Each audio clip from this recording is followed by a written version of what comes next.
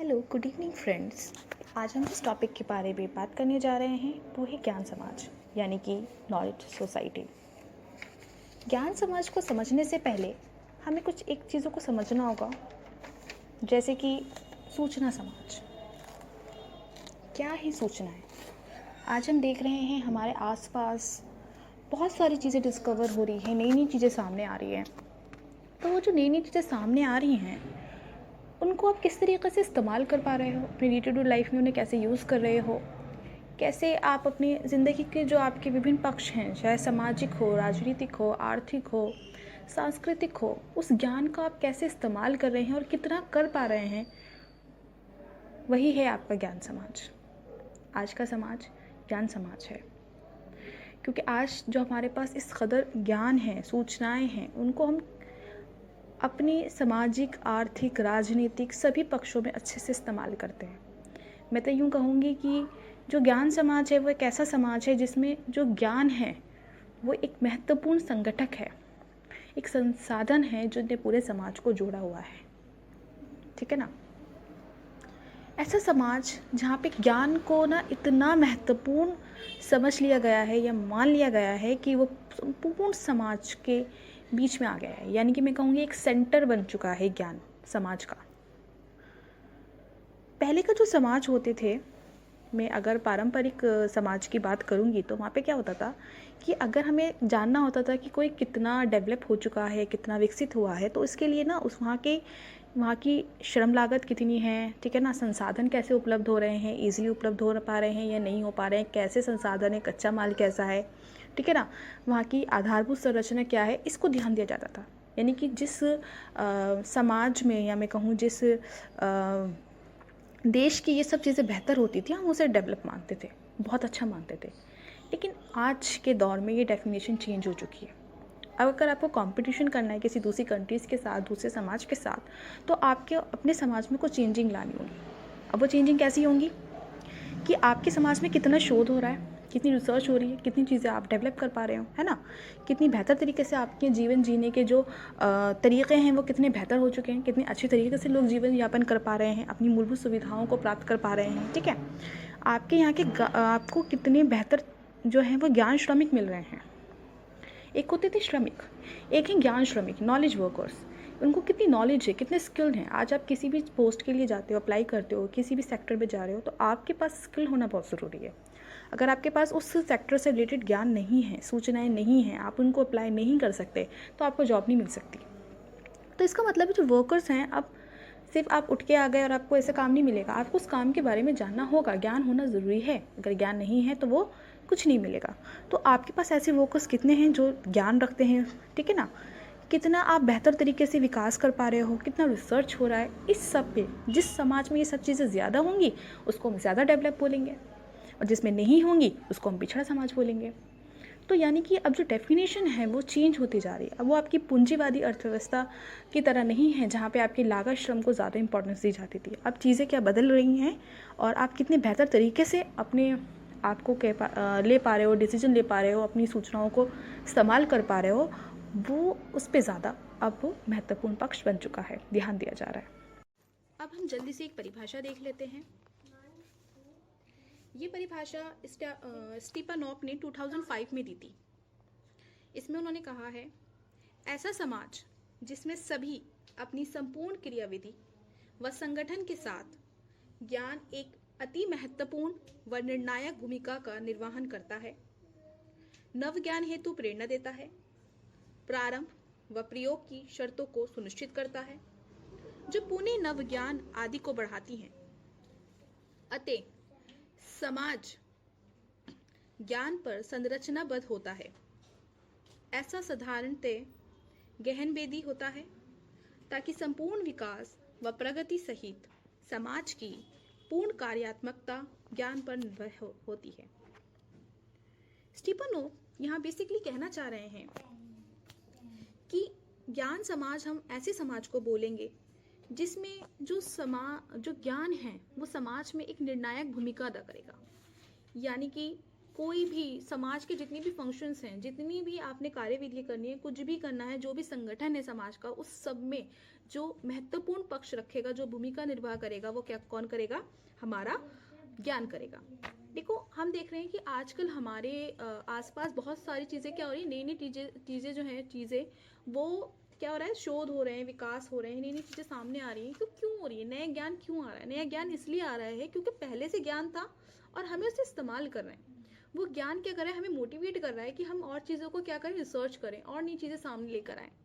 तो बेसिकली यहाँ पे स्टीफानोव ने यही कहने की कोशिश की है कि समाज में जो ज्ञान है वो एक महत्वपूर्ण भूमिका अदा करेगा, एक निर्वाहक की भूमिका अदा करेगा, जो पूरे समाज की जितनी भी गतिविधियां हैं, जितनी भी कार्यविधियां हैं, उन सब में एक मेन रोल प्ले करता है। ठीक है, तो ऐसा समाज जहाँ पे ये सारी चीज़ें होती होंगी, हम उसको क्या बोलेंगे? ज्ञान समाज बोलेंगे। और ये हमें मोटिवेट भी करता है कि हम और ज़्यादा चीज़ों को क्या करें, डिस्कवर। अब हम जल्दी से एक परिभाषा देख लेते हैं। ये परिभाषा स्टीफानोव ने 2005 में दी थी। इसमें उन्होंने कहा है, ऐसा समाज जिसमें सभी अपनी संपूर्ण क्रियाविधि व संगठन के साथ ज्ञान एक अति महत्वपूर्ण व निर्णायक भूमिका का निर्वहन करता है, नव ज्ञान हेतु प्रेरणा देता है, प्रारंभ व प्रयोग की शर्तों को सुनिश्चित करता है, जो पुणे नव ज्ञान आदि को बढ़ाती हैं। अतः समाज ज्ञान पर संरचनाबद्ध होता है। ऐसा साधारणतः गहनवेदी होता है ताकि संपूर्ण विकास व प्रगति सहित समाज की पूर्ण कार्यात्मकता ज्ञान पर निर्भर होती है।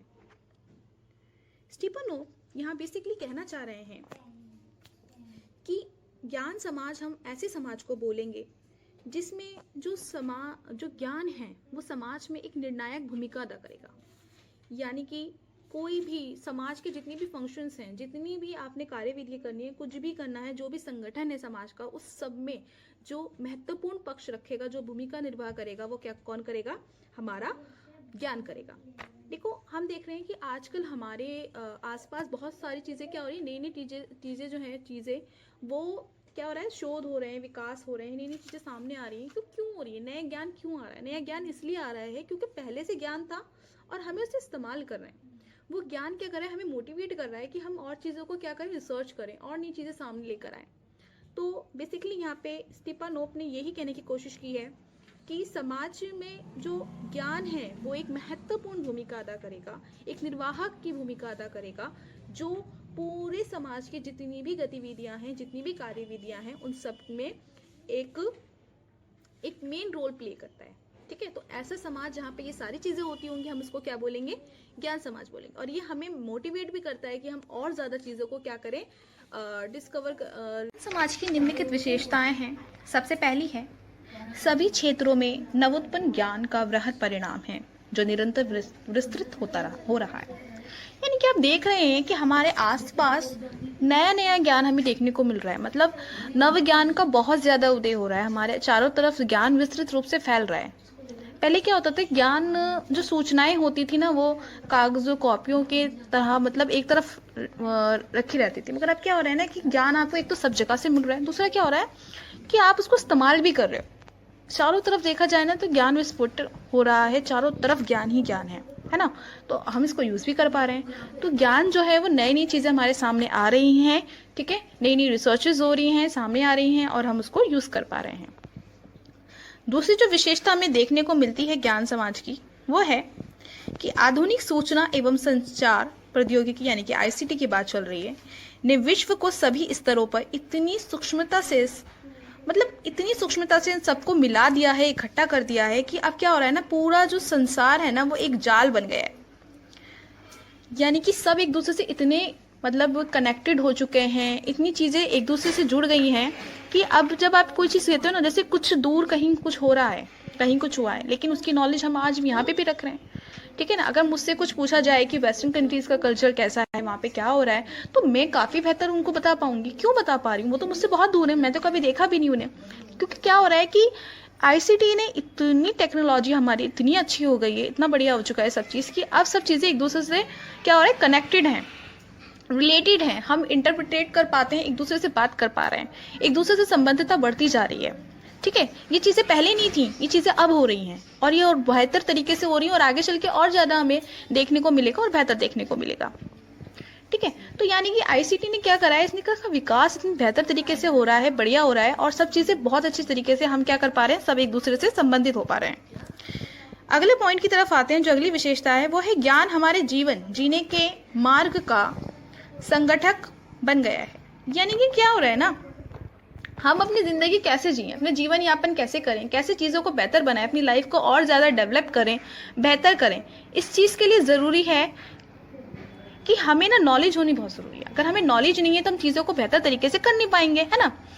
एक वेल एजुकेटेड बंदा जिस तरीके से अपनी लाइफ को जी पाता है, अपनी चीज़ों को बेहतर तरीके से बैलेंस कर पाता है, इतना और लोग थोड़ा मुश्किल से कर पाते हैं। आज का समाज का जो व्यक्ति है क्या कर रहा है, अपनी चीज़ों को बहुत अच्छी तरीके से हैंडल कर पा रहा है, अपनी सिचुएशन को हैंडल कर पा रहा है, इतनी सारी चीज़ों को एक साथ लेके चलता है। लेकिन जो पहले के लोग थे वो एक एक चीज़ में घूमे हुए हैं, कर रहे हैं, है ना। तो क्या हो रहा है कि ज्ञान समाज ने क्या करा है, ज्ञान ने क्या करा है, हमारे जीवन जीने के जो मार्गदर्शक बन चुका है और मैं कहूँ ना एक तरीके से तरीका भी बदल दिया है जीने का। नेक्स्ट है एक ज्ञान समाज जो परिपूर्ण है, जो पूरी तरीके से डेवलप्ड है, परफेक्ट नॉलेज सोसाइटी कैसी होगी, उस वहाँ पे लोग किस तरीके के होंगे वो देख लेते हैं। वहाँ पे सूचना व ज्ञान का मुक्त समयबद्ध अधिगम होगा। देखो आप नॉलेज को अच्छे से एक्सेस कर सकते हो, है ना। आप अर्जन कर सकते हो ज्ञान का, आपके पास सूचनाएं हैं, मुक्त हैं। अब आप देखते हो आपको कोई भी चीज़ चाहिए, किसी भी चीज़ की आपको इन्फॉर्मेशन चाहिए तो वो आपको अवेलेबल होती है। ठीक है, आप ज़रा सी देर में अपना मोबाइल खोलते हो या अपना कोई भी लैपटॉप वगैरह खोलते हो और आपको सारी इन्फॉर्मेशन मिल जाती है ना, नेट से। तो क्या हो रहा है कि जो ज्ञान है वो मुक्त है ना, चारों तरफ विद्यमान है। और प्लस क्या हो रहा है ना कि आपको टाइम पर आपको जो नॉलेज चाहिए वो आपको ईजिली अवेलेबल है ना। दूसरी चीज़ क्या है, सूचना को अवशोषित एवं निर्वचित करने की क्षमता। यानी कि क्या होता है कि जो सूचनाएं हैं, जो इन्फॉर्मेशन है ना, हम उसे कितनी अच्छी तरीके से गहन कर पा रहे हैं, है ना। और फिर हम उसके बाद क्या कर रहे हैं, उसको कितनी अच्छी तरीके से यूटिलाइज कर पा रहे हैं, इसकी भी क्षमता होनी बहुत ज़रूरी है। सूचनाएं तो हैं लेकिन सूचनाओं को हम कितने बेहतर तरीके से इस्तेमाल कर पा रहे हैं, उनको गहन कर पा रहे हैं, विच इज़ वेरी इंपॉर्टेंट। तीसरी चीज़ जो थर्ड पॉइंट है वो है ज्ञान निर्णय व एवं उच्चतर गुणवत्ता जीवन रूपांतरण हेतु मार्ग एवं अवसर। देखो आपके पास इंफॉर्मेशन तो है लेकिन उस इंफॉर्मेशन से आप कितने बेहतर तरीके से डिसीजन ले पा रहे हो, अपनी चीज़ों को, अपनी लाइफ को और बेहतर बनाने के डिसीजन ले पा रहे हो। ठीक है ना, उसको आपको कितनी अपॉर्चुनिटी मिल रही है कि आप उस चीज़ को कर पा रहे हो। आपको इंफॉर्मेशन तो है लेकिन हम आपको मौका ही ना दें उस चीज़ को करने का, तो वो भी नहीं हो सकता ना। फिर तो वो इन्फॉर्मेशन किसी काम की नहीं है ना, बेकार है। तो ज्ञान है आपके पास, सूचनाएं हैं, लेकिन उन सूचनाओं को आप कितनी बेहतर तरीके से समझ पाते हो, अपनी ज़िंदगी में उनको इस्तेमाल कर पाते हो और अपनी जो लाइफ है उसका जो स्टैंडर्ड है उसे कितना बेहतर कर पा रहे हो, ये सब डिपेंड कर रहा है आपके ज्ञान पर, आपकी नॉलेज पर। तो जो एक ज्ञान समाज है उसके अंदर इन सब चीज़ों को जो है काफ़ी बेहतर तरीके से प्रयोग किया जाता है। और आज का जो हमारा समाज है वो ज्ञान समाज ही है क्योंकि हम अपने आसपास इन सब चीज़ों को देख पाते हैं। Thank you guys.